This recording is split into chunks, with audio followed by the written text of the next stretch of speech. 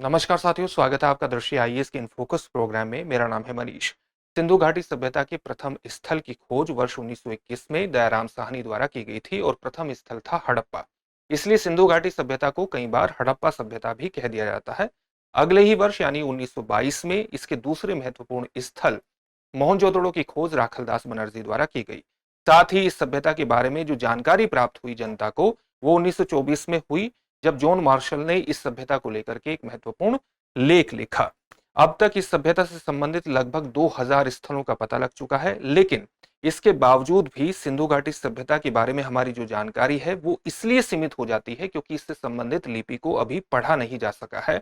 और उसका कारण कई बार विद्वानों द्वारा ये बताया गया है कि इसकी जो लिपि है वो भाव चित्रात्मक है, यानी अलग अलग भावों को अलग अलग चित्रों और प्रतीकों के माध्यम से प्रस्तुत किया गया है। हाल ही में तमिलनाडु के मुख्यमंत्री ने इस लिपि को पढ़ने वाले विशेषज्ञ या संस्थान को $1 मिलियन का पुरस्कार देने की घोषणा की है, जो कि इस लिपि के पढ़ने के महत्व को प्रदर्शित करती है।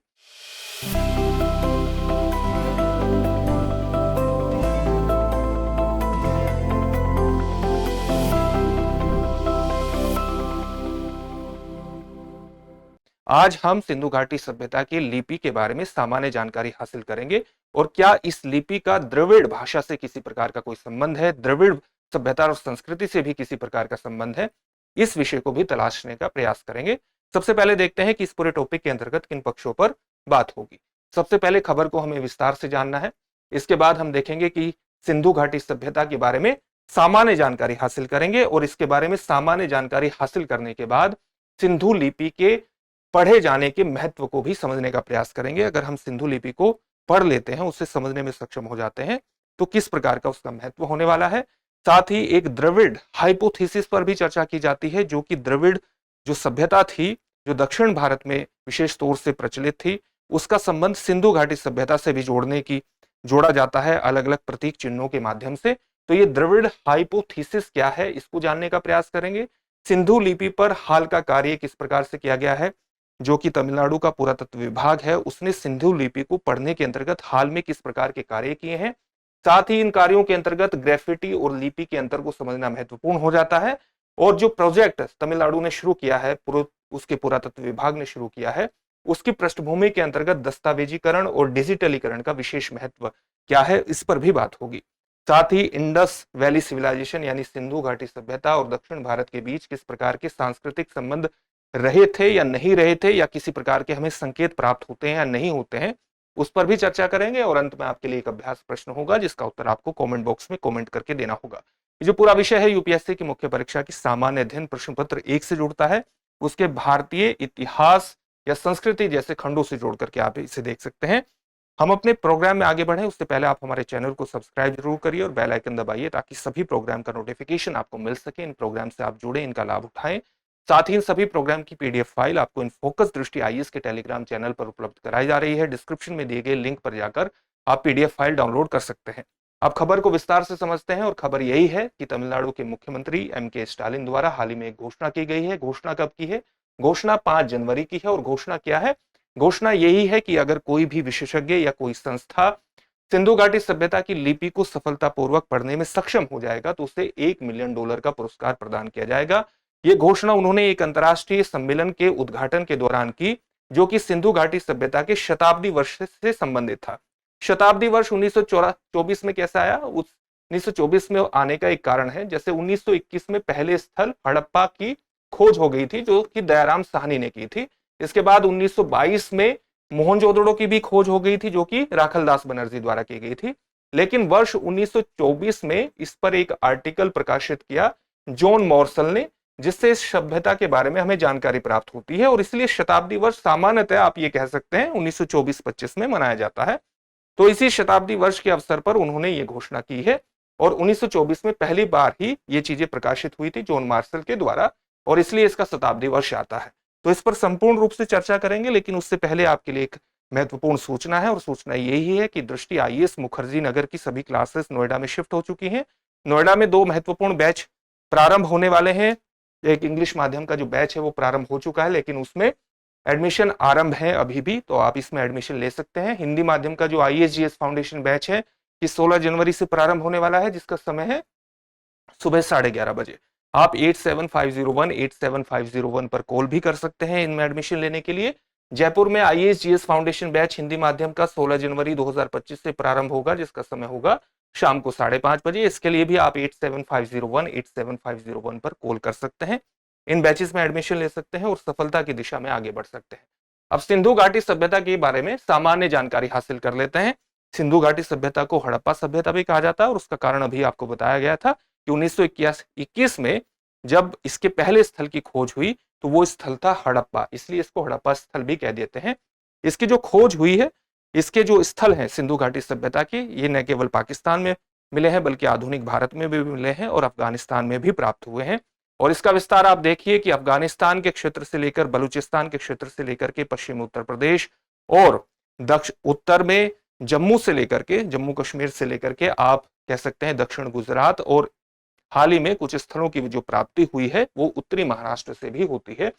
तो इसके सभ्यता के विस्तार को आप देख सकते हैं कि कितना बड़ा विस्तार था। लगभग 2000 स्थल इसके प्राप्त हो चुके हैं। इसका जो क्षेत्रफल माना जा रहा है वो लगभग 1.5 मिलियन वर्ग किलोमीटर का माना जा रहा है। स्थल भारत, पाकिस्तान, अफगानिस्तान में स्थित है। अगर हम इसके कालखंड की बात करें तो सिंधु घाटी सभ्यता का जो नगरीय चरण था वो विशेष रूप से महत्वपूर्ण था, जिसको परिपक्व हड़प्पा के नाम से भी जानते हैं। और जो नगरीय चरण था वो 2600 ईसा पूर्व यानी 2600 बीसी से 1900 बीसी यानी 1900 ईसा पूर्व तक माना जाता है। जो आरंभिक हड़प्पा है, इसके बारे में जो एनसीईआरटी लिख रही है, आरंभिक हड़प्पा का कार्यकाल वो 6000 बीसी से 2600 बीसी लिख रही है। लेकिन कई जगहों पर आपको लगभग 3300 बीसी से 2600 बीसी भी देखने को मिलेगा। तो इसमें कोई कंफ्यूज होने की आवश्यकता नहीं है, सामान्यतः आप एनसीईआरटी का डेटा इस्तेमाल कर सकते हैं। उत्तर हड़प्पा सभ्यता की पतन काल को प्रदर्शित करता है और लगभग 1900 या 1850 में इसका पतन शुरू हो गया था। तो 1900 बीसी से लेकर के 1300 बीसी जो का कालखंड जो माना जाता है एनसीईआरटी के अनुसार, ये इसके पतन का काल माना जाता है। कई जगहों पर आपको जो पतन का काल है, ये आपको 1900 से लेकर के लगभग 1600-1500 भी देखने को मिलेगा। तो इसमें तिथि में इस प्रकार का अंतर है, लेकिन एनसीईआरटी में 1900 से लेकर के 1300 बीसी लिखा है, तो आप उसी को मान करके चलिएगा। तो ये आपने जान लिया। इसका जो सबसे महत्वपूर्ण चरण था, सबसे महत्वपूर्ण चरण कौन सा था? परिपक्व हड़प्पा का चरण था, जो कब से कब तक था? 2600 बीसी से लेकर के कब तक था? 1900 बीसी तक था। तो ये परिपक्व हड़प्पा का चरण था, जो कि इसके नगरीय चरण को प्रदर्शित करता है और बेहद ज्यादा महत्वपूर्ण है। सिंधु घाटी सभ्यता का क्षेत्रफल इतना बड़ा था, जो कि मिस्र और मेसोपोटामिया की प्राचीन सभ्यताओं को मिलाकर के भी इतना बड़ा क्षेत्र नहीं बनता है, जो कि इसके भौगोलिक आकार के महत्व को प्रदर्शित करता है। इसके अलावा ये जो सभ्यता थी, ये नदी के कारण नदी के किनारे जीवन को पहली बार शहरी रूप देने में कामयाब हुई थी। उसी तरह से जैसे नील नदी के किनारे मिस्र सभ्यता और टिग्रिस और यूफ्रेटस सभ्यताओं के किनारे, टिग्रिस और यूफ्रेटस नदियों के किनारे मेसोपोटामिया सभ्यता पनपी थी। वहां भी नगरीकरण के चरण हमें प्राप्त होते हैं और यहाँ भी भारत का प्रथम नगरीकरण सिंधु घाटी सभ्यता के दौरान हमें देखने को मिलता है। ये सामान्य जानकारी हमने इसके बारे में प्राप्त कर ली है। अब हम जानते हैं कि सिंधु लिपि को समझने का महत्व क्या है। सिंधु घाटी सभ्यता की लिपि अभी तक पढ़ी नहीं जा सकी है, जबकि मेसोपोटामिया सभ्यता और मिस्र सभ्यता की जो लिपियां हैं वो पूरी तरह समझ लिया गया है और इससे उनके बारे में जानकारी प्राप्त करना और ज्यादा सहज और सुगम हो गया है। जबकि सिंधु घाटी सभ्यता की जो लिपि है वो अभी भी अज्ञेय बनी हुई है, जो कि हड़प्पा संस्कृति की पूरी तस्वीर हमें, अगर अज्ञेय बनी हुई है तो हड़प्पा सभ्यता की पूरी तस्वीर हमारे सामने नहीं आती। और इस लिपि को मिस्ट्री स्क्रिप्ट भी कहा जाता है, यानी रहस्यमय लिपि भी कहा जाता है। सामान्यतः इस लिपि को कई विद्वानों द्वारा भाव चित्रात्मक लिपि कहा गया है, जिसका मतलब है कि अलग अलग भावों के माध्यम से, अलग अलग चित्रों और प्रतीकों के माध्यम से चीजों को अभिव्यक्त किया गया है। अलग अलग चित्रों और सिंबल के माध्यम से अलग अलग भावों को अभिव्यक्त किया गया है। इसलिए भाव को पकड़ना बड़ा मुश्किल है और यही कारण है कि इस सभ्यता से संबंधित जो लिपि है उसको पढ़ा नहीं जा सका है। इसी में एक चीज आती है द्रविड़ हाइपोथेसिस, यानी सिंधु घाटी सभ्यता का क्या संबंध किसी प्रकार से द्रविड़ सभ्यता से भी था, जो दक्षिण भारत में पनपी थी। कुछ विद्वान मानते हैं कि जो सिंधु लिपि है वो प्रोटो द्रविड़ यानी द्रविड़ जैसी तत्वों को दर्शाती है। यानी सिंधु लिपि में ऐसे तत्व हमें दिखाई देते हैं जो कि द्रविड़ जैसे सभ्यता के तत्वों जैसे हैं। और इस विचार का जो समर्थक है वो कई विद्वान हैं, जैसे Suniti Kumar Chatterji, father Heras, Valentinovich Knorozov, Walter Fairservis और इरावथम महादेवन इस विचार का समर्थन करते हैं कि सिंधु लिपि में प्रोटो द्रविड़ तत्व प्राप्त होते हैं। द्रविड़ परिकल्पना का समर्थन करने वाले कुछ महत्वपूर्ण प्रमाण भी प्राप्त होते हैं, एविडेंस भी प्राप्त होते हैं। वे एविडेंस किस तरह के हैं? जैसे कि सिंधु क्षेत्र में हमें ब्राह्मी भाषा से संबंधित कई प्रकार के अस्तित्व के संकेत प्राप्त हुए हैं, यानी सिंधु क्षेत्र में जो ब्राह्मी भाषा है उसके संकेत हमें प्राप्त होते हैं और ब्राह्मी भाषा का संबंध द्रविड़ीय भाषा से जुड़ा हुआ है।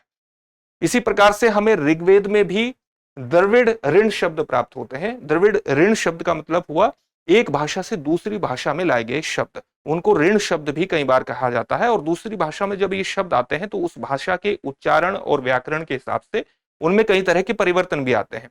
तो ऋग्वेद में हमें द्रविड़ से संबंधित कई प्रकार के ऋण शब्द प्राप्त होते हैं। तो यह भी एक प्रमाण माना जाता है कि कहीं ना कहीं एक इन सारी चीजों में एक संबंध रहा है। भाषाई विश्लेषण से पता चलता है कि इस भाषा में द्रविड़ीय भाषाओं की तरह प्रत्यय होते हैं, न कि इंडो आर्यन भाषाओं जैसे उपसर्ग। जैसे इंडो आर्यन भाषाओं में उपसर्ग देखने को मिलते हैं। उपसर्ग वो जो किसी शब्द के प्रारंभ में जुड़ करके उस शब्द को नया रूप देता है।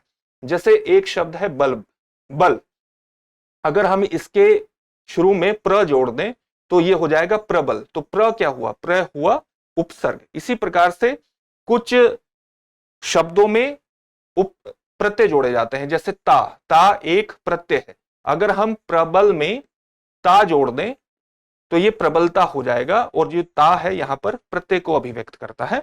तो अब हमें देखने को मिलता है कि जो द्रविड़ियन भाषा थी उसमें प्रत्यय का बहुत इस्तेमाल हुआ है, जो कि एक प्रकार से साम्यता उसकी स्थापित करता है। जो हमें अलग अलग प्रकार के विश्लेषण हमने किए हैं सिंधु घाटी सभ्यता से संबंधित, जो भी हमें चित्र या सिंबल या लिपि प्राप्त हुई है, उसमें भी हमें प्रत्यय के इस्तेमाल के चिन्ह देखने को मिलते हैं, जबकि इंडो आर्यन भाषाओं में उपसर्ग का सामान्यतः इस्तेमाल देखने को मिलता है।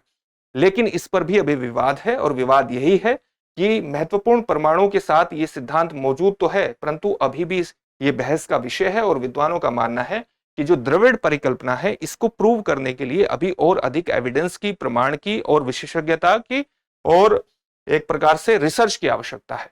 सिंधु लिपि पर हाल ही का कार्य किसने किया है? तमिलनाडु राज्य पुरातत्व विभाग ने किया है। उसके द्वारा एक महत्वपूर्ण रूपात्मक अध्ययन किया गया है। दक्षिण भारत में तमिलनाडु में पाए गए जो ग्रेफिटी चिन्ह है, और जो ग्रेफिटी चिन्ह को आप एक तरह से भित्ति चिन्ह के रूप में भी प्रदर्शित करते हैं, जो किसी चीज पर बनाए जाते हैं, चाहे वो चीनी मिट्टी के बर्तनों पर बनाए जाएं। भित्ति चित्रों को कई बार दीवारों पर बनाए गए चित्रों के ही रूप में परिभाषित किया जाता है, लेकिन दक्षिण भारत में जो मिट्टी के बर्तन, चीनी मिट्टी के बर्तन प्राप्त हुए हैं, उस पर हमें कई प्रकार के चिन्ह प्राप्त हुए हैं, जिनको हम ग्रेफिटी चिन्ह के रूप में परिभाषित करते हैं। तो दक्षिण भारत में तमिलनाडु में पाए गए ग्रेफिटी चिन्हों और सिंधु घाटी सभ्यता के चिन्हों के बीच संबंध की जांच की गई है तमिलनाडु पुरातत्व विभाग द्वारा। और इस अध्ययन में यह निष्कर्ष निकलता है कि तमिलनाडु में उत्खनन के दौरान पाए गए लगभग 90% जो ग्रेफिटी चिन्ह है वो सिंधु घाटी के चिन्हों से मेल खाते हैं, जो कि लिपि के विकास और उसके रूपांतरण के संबंध में हमें संकेत प्रदान करते हैं। तो ये एक महत्वपूर्ण अध्ययन आया है। अब यहीं पर ग्रेफिटी और लिपि के अंतर को समझना जरूरी है। सामान्यतः एक सवाल यह उठता है कि ग्रेफिटी और लिपि को अलग अलग परिभाषित क्यों किया जाता है, लेकिन इसका एक सामान्य अंतर हम यहां देख लेते हैं। दक्षिण भारत में जो मिट्टी के बर्तनों पर बनाए गए, चीनी मिट्टी के बर्तनों पर बनाए गए चिन्ह हैं, उन्हें अनौपचारिक और गैर लिपि के रूप में पहचाना गया है, उनको लिपि नहीं माना गया है। इसके अलावा जो सिंधु घाटी में मोहरों और धातु की वस्तुओं पर पाए गए चिन्ह हैं, उन्हें औपचारिक लेखन प्रणाली के रूप में माना गया है, एक प्रकार से राइटिंग सिस्टम के रूप में व्याख्यायित किया गया है।